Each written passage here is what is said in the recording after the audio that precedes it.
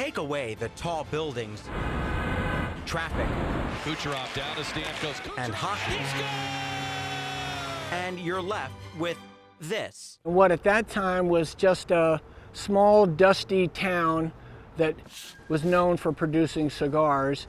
And that left visitors thinking. One described it as a bum place. We're down to almost 30 seconds. Just before the turn of the century. Happy New Year! No, not this one.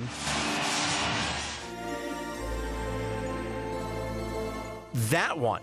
When the 1800s became the 1900s, Tampa was known for cigars and Balls every evening, live music every day. This was easily the nicest hotel in the state of Florida. Henry Plant's Tampa Hotel.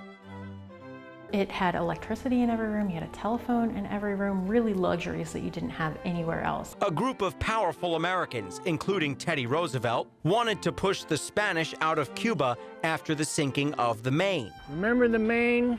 The hell was Spain. But it was the spark that ignited our participation. Teddy recruited horsemen from New England to train for adventure in the Caribbean. The journey by rail from San Antonio to Tampa took just 4 days. I doubt if anybody who was on the trip will soon forget it. This is real footage of the Rough Riders training in Tampa in 1898. And that might be Teddy. Everywhere, the people came out to greet and cheer us. They brought us flowers. They brought us watermelons and other fruits. The commanding officers stayed at the Tampa Hotel, as opposed to the chaotic tent cities in South Tampa. Rooms were $15 a night. As we go through the doorway here, this is the bedroom of your parlor suite. His wife, Edith, came too. On the night of June 3rd, 1898, she wrote her sister to say she was in her thinnest nightgown. And the bed is located in the alcove so that you could open the windows and have cross breezes at night. Teddy got permission to spend the night, so long as he was back for 4 a.m. reveille. You know, this was Teddy's last stop before going to war, so this would have been his sort of last hurrah. Hurrah, indeed. During the time that the soldiers were here, there would have been balls every evening, everybody looking resplendent in their fanciest outfits and their dress uniforms. It really kind of set the stage, you know, moonlit walks throughout the parks. It really would have been a very romantic place. Historians politely describe nights full of conjugal comforts. Well, ultimately, Teddy had about 6 kids, so he was a rather busy guy. So anyway, At last, on the evening of June 13th, we received the welcome order to start. Ship after ship weighed anchor.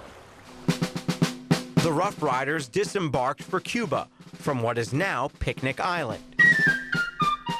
The bands playing, the flags flying.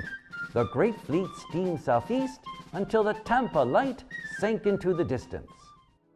Left behind was a city whose mark was made. Henry Plant lobbying to have all the troops come to Tampa on their way to Cuba really is what got Tampa on the world stage and why people started hearing about Tampa and started coming to Tampa.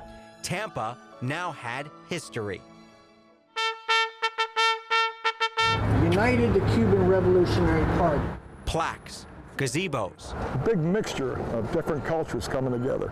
and civic groups marked the time. They would have been coming straight from the east out towards the Sefner area, coming straight through Tampa, riding their horses. Our duty to intervene in The Cuba. most famous participant of America's first war on foreign soil needed Tampa to fortify himself. He was an absolute wild man. In more ways than one.